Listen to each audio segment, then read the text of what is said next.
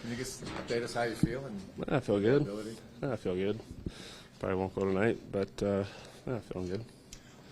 The 5 and 7, the back-to-back. How much does that play into it? Or if you guys weren't even playing until Sunday, would tonight not be an option? What was the math there?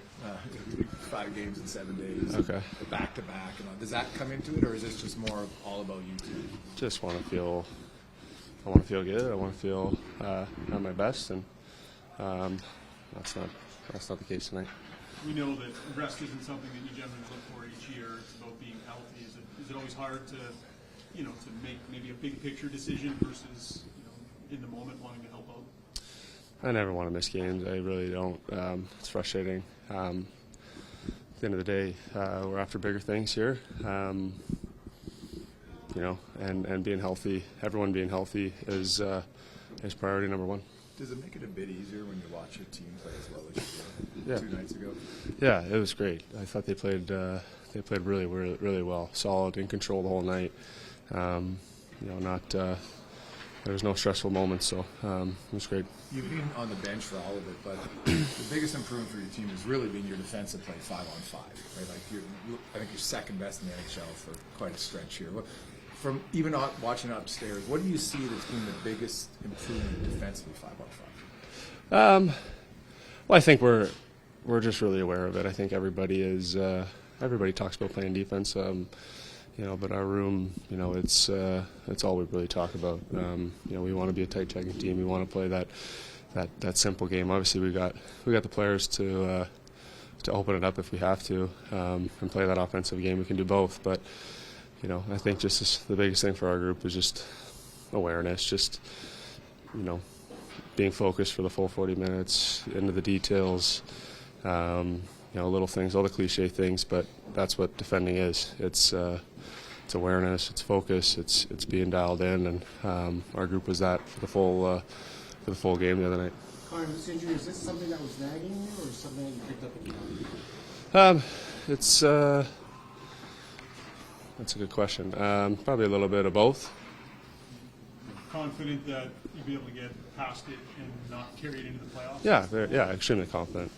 Extremely confident that it'll turn the corner quick and be ready to roll. Are you, day-to-day, do you think, tomorrow's a possibility at all, or is that still too soon? Yeah, we'll see. We've really been taking it day at a time.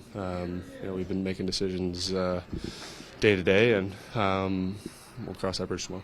Do you, if getting your team ready to be playing its best hockey when the playoffs begin, that seems to always be the goal. Getting your mind set, getting your game set.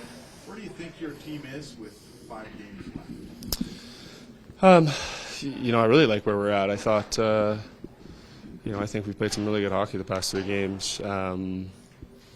Since our slip up there in Dallas, I feel like, our game's been really good. It's been, where it needs to be.